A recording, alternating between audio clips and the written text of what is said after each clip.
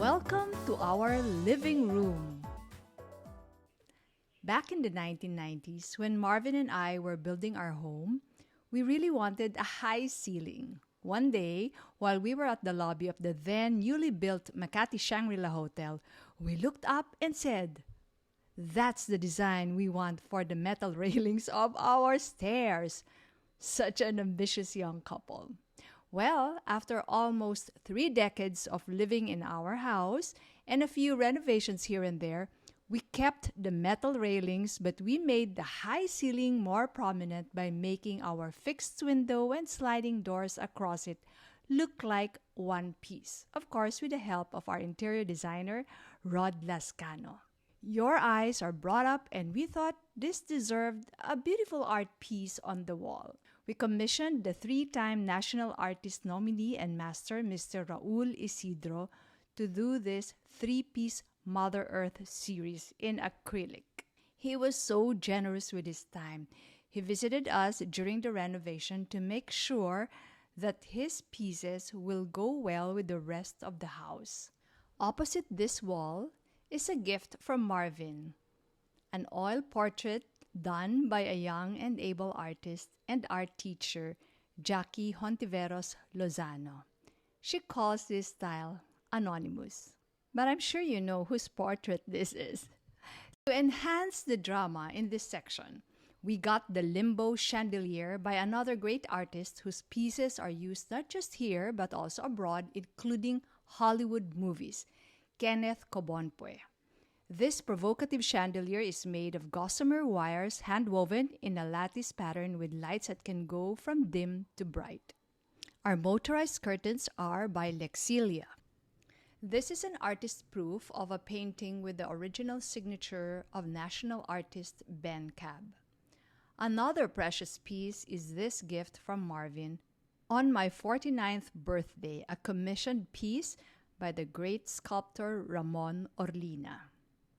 On our console table is my gift to him on our 25th wedding anniversary, a commissioned piece by another well-renowned artist, Mike Cacnio. Other pieces in our living room are interesting wooden items. Some are antiques. I sourced them from Greg Sabado in Baguio. This armoire is from mainland China with scribbles inside, and we got this from a collector trader. Our custom-made L-shaped sofa is by More Than a Chair. Our Wassily chairs were given to me by my brother when his family moved back to the US. This coffee table is from Cultura Filipina, made from antique wooden lattice and old wood. Our beautiful rug was sourced by our interior designer. Other pieces are our family knickknacks collected over the years. You know, I love photos, and this is a collection of our themed Christmas parties over the years. This is our guest book, where we ask our visitors to sign. For Christmas, we had to move our L-shaped sofa to the other side to make room for our 10-foot Christmas tree that I bought in Tutuban. For Christmas 2023, I opted to decorate in neutral and organic colors. It's so nice to hang out in this area because I feel the Maaliwalas vibe. I can see the garden from here and also the different parts of the house. I hope you enjoyed this tour of our living room, the center of our home. That's why I opted to pair this part of our house tour plus behavioral biases with loss aversion, the central bias in behavioral economics. So what is loss aversion? It is our tendency to feel the impact of a loss at least twice as much as that of a gain. Up next is my interview with a very admirable mom entrepreneur, which I did right here in our living room. We will learn from her how successful entrepreneurs handle loss aversion, plus many more. So let's get to it. Hi everyone, welcome to another episode of FQ Wentuhan. This is Rose Press Fausto, your FQ mom. Today, we have a very special guest and we go back. We go way back to the grade school, high school days of our sons. Ladies and gentlemen, the president of Executive Genesis Services, Inc., Miss Rhoda Caliwara. Hi, everyone. Well, thank you very much for this opportunity. Of course. Finally. Yes. Okay, di ba? So, sa podcast to. Yeah, at podcast, sa YouTube. Okay. Gumagawa rin kami ng mga snippets. Maraming Kasi I'm sure salamat. marami I'm so tayo. happy to be yeah, here. Yeah. This is going to be a fun, chill lang ang interview natin. Yeah, that's so, right. aside from being the president, sabihin mo muna ko anong ginagawa ng Executive Genesis. And then we'll go to the other napaka-busy, napakaraming responsibility. If I may say it again, the company's name is Executive Genesis Services Incorporated. It's a company that's been existing for almost 30 years. Yes, happy Pearl. Thank you so much. We are into service contracting. We provide services at syempre kino-complement yan ng mga manpower or workforce. May mga tao na doing or performing the task sa mga kliyente. Yeah. So we deploy them sa mga iba't ibang companies all over the Philippines. So we're operating nationwide. Yes. Okay. So kahit anong negosyo yan, if Yes. they have manpower needs, they can go to you. Not only manpower needs, services. Services Yes, talaga. na ina-outsource na nila because they want to focus on their core competency. Yeah, and they sobrang uso na yan. outsource na lang nila yung mga ibang functions. So that's our role. Yes. That's what we do for these companies Oh my naman. God, siguro ang galing-galing mo sa no? Are you a people person? Kasi Dapat lang. di ba, no? Oo, sa Yan ganitong ang- negosyo, dapat. Yan ang ano mo, Yeah. expertise mo talaga. And then you are also the national president of your organization. The Philippine Association of Legitimate Service Contractors, it's an organization composed of service contractors, syempre, in the Philippines. So mga for 8 service years providers. Yes. No, 8 years, natalo. Natalo yung mga presidential term, Hanggang 6 years lang tayo dito na. sa Pero US. this would be my last year. I like the name of your organization. Merong legitimate, di ba? Yes, oo. Yun ang importante. Kasi may sa mga lahat. fly-by-night, di ba? May mga illegitimate Yun ang contractors. iiwasan. So, dapat nasa set apart. Plus, ang isa sa napakarami pa niyang pinagkakaabalahan ay meron kang show. Called negoSHEnte. Oo, ang spelling ay naka-capital yung she in the Yes. middle of that word. Let's say it again. negoSHEnte. negoSHEnte. negoSHEnte, ha? Oo. Pwede ko na bang Yeah, i-plug? invite Ngayon mo na pa lang. kaagad. Every Sunday on GMA Pinoy Hits, 4 o'clock in the afternoon po yan, negoSHEnte, promoting entrepreneurship naman. Because ito yung the best way. Di ba? Yan yung advocacy po kasi namin to promote entrepreneurship because yun ang alam ko the best way na makapag-create, generate, and preserve more jobs. That's Pag walang negosyo, or hindi. Kapag may negosyo, may trabaho. Yun na. That's the tagline of Yes, negoSHEnte. that is right. Diba? And that's the reason why, alam mo kasi, Rhoda, yung aking tinatawag ko na FQ Book 2, ito, it talks about different biases. Back to back, ayan ang style niya dyan. Galing nga, And yung mother behavioral bias dito is what we call as loss aversion. Loss aversion means that syempre tayo, we're not, kahit gaano tayo ka-rational, emotional pa rin tayo, So, we tend to, kumbaga, feel the impact of a loss at least twice as much as that of a gain. Yun ang natin, parang predisposition natin as human beings. And that's the reason why a lot of us, we shy away na from mga negosyo. Kaya ikaw nga yung gusto kong kausapin tungkol dito, Kasi sanay ka na how to deal with yung mga possible losses. Kasi di ba, ang buhay naman, that's really full of risks. And it's a matter of knowing how to handle it. So let's say that again, loss aversion, our tendency to really feel the impact of a loss at least twice as much as that of a gain. That makes us just avoid losses. In terms of mga finances, ng pera, nakalagay lahat sa savings account, walang kinikita. Ganon.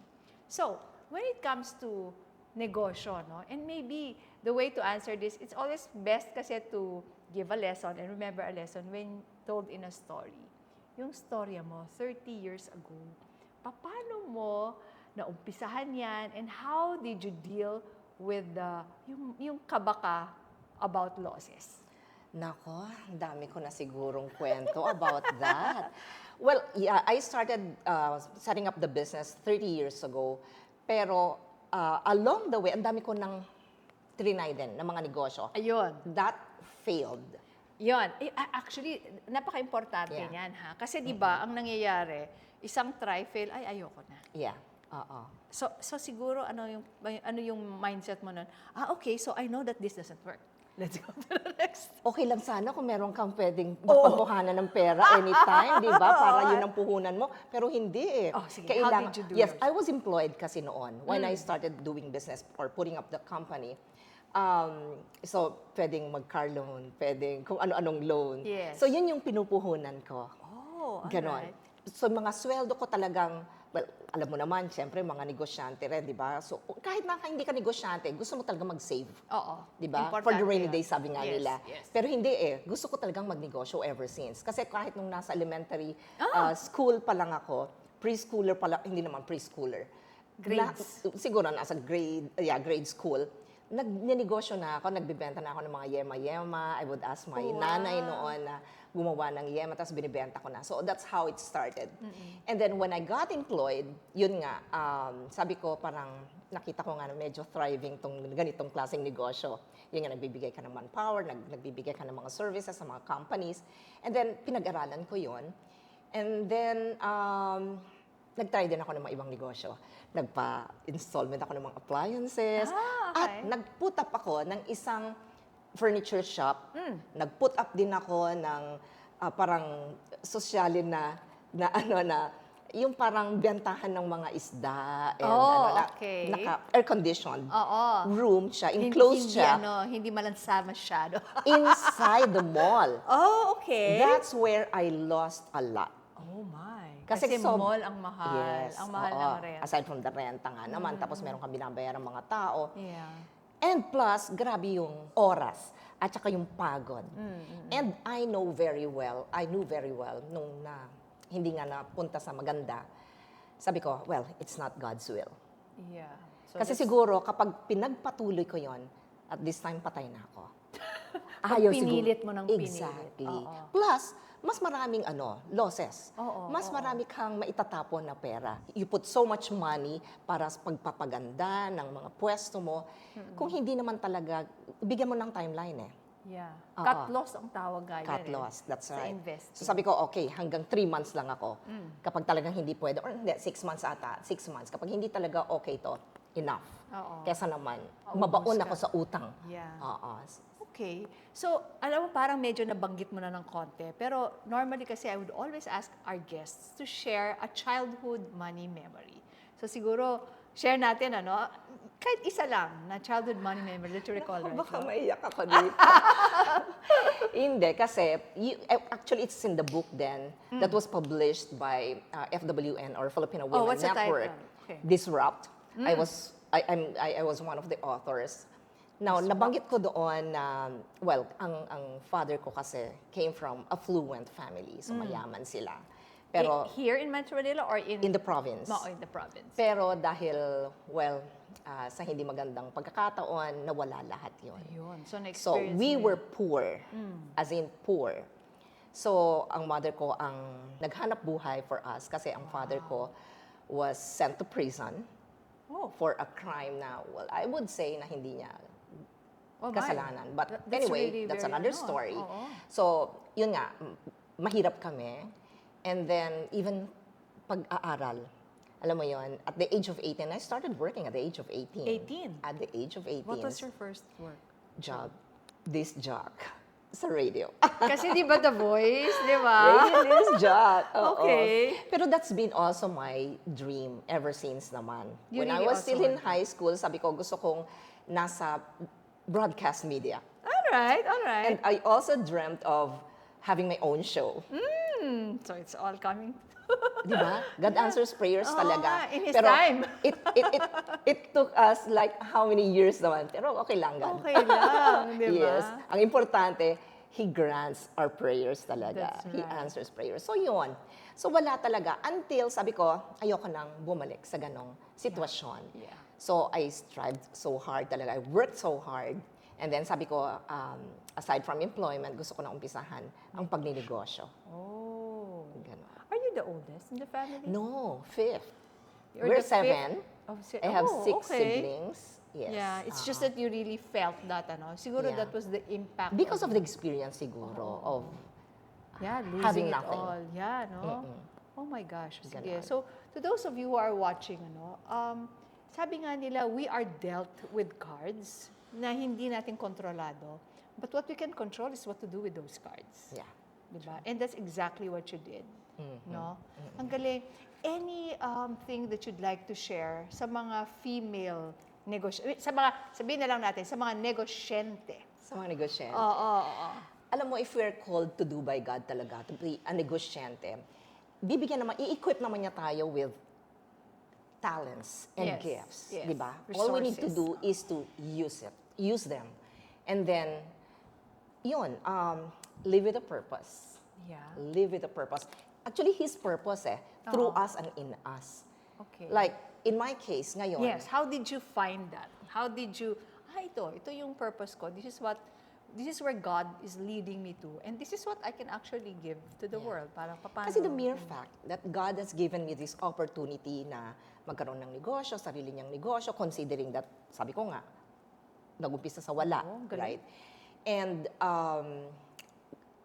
iniisip ko parate na God has a purpose sa buhay ko dahil the mere fact nga na nabigyan ako ng opportunity and then maraming taong tumulong sa akin. I learned a lot from people. Pakikipag-usap nga lang sa'yo, natututo na ako. Ang Wow, dami mo thank nang you. talagang na-partake. Di ba? Yeah. So, yun, sabi ko, kailangan ibalik lang yon Oo. sa mga tao rin na gusto ring matuto. And that's exactly yun yung in-impose ko na rin sa sarili ko that through me, kailangan din ma-inspire at makapagbigay ng hope sa mga ibang gusto ring maging maging negosyante or maging kagaya ko. So, di ba Rhoda, si Rhoda kasi, meron siyang kaisa-isang anak. Ang tawag ko sa mga ganyan, that's your masterpiece, di ba? Kaisa-isa. Si Yes, Ken. yes. Hi, Ken. So, can you also give us, and you lost your husband I quite lost my early. husband. 13 years ago, Yeah. Yeah. So, at the age of 44. and Ken was only 14, he was 14 that time. Can you share with us the challenges and how you went through them? And look at you, you're still so vibrant. Walang bitterness sa katawan. Kasi siguro dahil yung asawa ko rin, he was so mabait. Talagang Yeah. sobrang bait. Napaka-positive yung kanyang disposition na even alam niya na meron na siyang cancer, stage 4 kagad upon diagnosis. Oh, wow. So it Yeah. was fast? Very fast. And we were so in faith talaga that time na he would still recover. Mas nga siya positive. Sabi ko nga, very positive yung kanyang disposition. Unlike ako na talagang, Lord, please heal him. He would recover. I know that. Yeah. That was my faith noon. Yes. But then, si Ken, at the age of 14, Oh, sabi my. niya sa akin, kasi sabi nung husband ko, parang hindi na kaya. Parang 3 days before he expired, sabi niya sa akin, hindi na kaya. Parang bibigay na ako. And then, hindi pwede yan. Hindi pwede. Fight. Fight tayo. You would recover. God is so loving. God is so faithful. He would heal you. And then, sabi ni Ken sa akin, Mom, can we talk? So, dinala niya ako sa room niya. And then, he said, now, Mom, I know it's hard for you. It's hard for me too. Yeah. But, we need to accept kung ano yung will ni God. Remember, Mom, we should learn how to let go. Yun. So, from that moment, na iba na yung prayer ko kay God. Sabi ko, Lord, whatever's your will, then let it be done. Pero sobrang iyak ko siyempre noon. Pero yun nga naman, kailangan mag-let go. Oo. Tas 3 days after. Dun luluwag eh. That's right, that's right. And also for your husband, who That's was right, the one that's right. sick. Kasi syempre, Oo. hindi rin niya kaya just to, kumbaga, be at peace with it. Hanggat fight ka. True, no? true. Tapos may nagsasabi nga kay Ken, Ken, you'll be the man of the house na. Kasi wala nang dad mo. Sabi ko kay Ken, no. Yan importante rin yan. Kasi I'll take good care of you. You're only 14, anak. Yes. Kuminsan kasi para bang na yung hindi naman needed na burden. That's yun, right. Oo. Oo. They didn't choose. Hindi mo for that. pwedeng ipasa yung burden. Oo, hindi pwede. 14 years I am old. not his responsibility. Yes, yes. Ang galing. And how are you able to, para bang, move on from there? Ano yung mga pwede mong isuggest so to people who are probably in the same situation, no? Well, one is I kept myself busy. Yun. Kaya nga, yung negosyo, And then, well, helping people also. At saka talagang hands-on ako sa negosyo. Hands-on ako sa negosyo, and then I joined also organizations, and I talk to friends, I pray with people, ganon. May mga, dapat meron kang support system, strong support system. So aside from your family, you have friends and people in church. Oo. Alam mo, share ko lang sa'yo to, no? Kasi sa mga behavioral studies, they found out that people are happiest when they are the ones giving.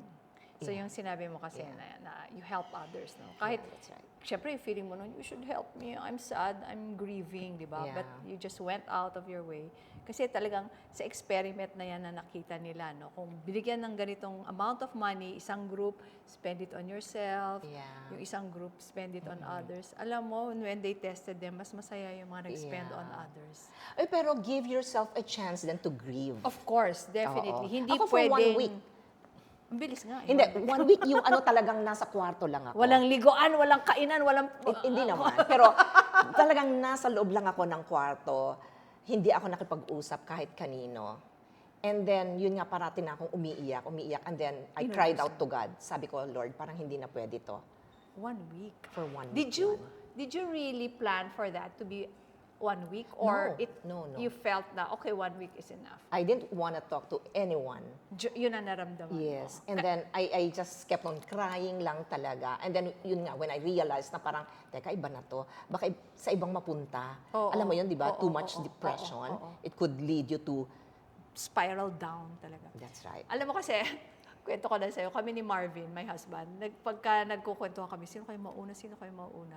Tapos, nagkaroon kami ng pact na, para bang, kaya nga sabi ko, ang bilis. Ito yung binibigyan naman namin na limit.